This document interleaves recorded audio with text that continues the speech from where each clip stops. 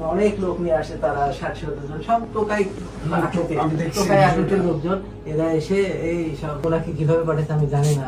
কণ্ঠ থেকে আমাকে ফোন করছে, আমি ফোনও করি, ওনার নাম্বারও আমার ছিল। আমরা আপনার পাশে আছি ইনশাআল্লাহ। আর পারবে না আপনার আজকের এই ঘটনা, আশা করি এখন আর সে কিছু করতে পারবে না। আর আমাদের prime minister, honourable prime minister কিন্তু এইসব ক্ষেত্রে জিরো টলারেন্স আছে। অন্যায়কে আমরা প্রশ্রয় দেই না। আমাদের পার্টি এই ব্যাপারে জিরো টলারেন্স। মাননীয় প্রধানমন্ত্রীও এই ব্যাপারে কঠোর অবস্থান নেবেন। সুতরাং ইনশাল্লাহ আপনি কোনো প্রবলেম নেক্সটে আমাদের দলের নাম যদি কেউ ভাঙায়, অন্তত তাকে আপনার তো একটা মানে আধ্যাত্মিক শক্তি আছে, যেটা এত মানুষের ট্রিটমেন্ট আপনি ফ্রি করেন, এত ওনাকে কিভাবে পাঠাচ্ছে আমি জানি না। কণ্ঠ থেকে আমাকে ফোন করছে, আমি ফোনও করি, ওনার নাম্বারও আমার ছিল। আমরা আপনার পাশে আছি।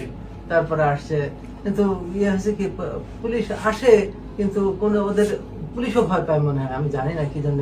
তারপর আমি আর্মির ইয়েতেও জানাইছি, আর্মির এখানে ক্যাম্প ছিল শেরগঙ্গনগর, ওনাতে আমি ফোন দিলাম, কিন্তু আমার এক বন্ধু, তাকে দিয়ে ফোন করালাম, নোবডি উইল টার্ন আপ। শুধু পুলিশের লোক আসছিলেন, এসপি সাহেব, আমি আমার আরেক রোগী ছিলেন অ্যাডিশনাল আইজি, ওনাকে কতবার 3-4 বার ফোন করে, তারপর ওসি সাহেবকে ফোন করে, পরে ওসি সাহেব ফোন করছেন, বিষয়টা দেখতেছে, এরকম লোকও পাঠাইছেন।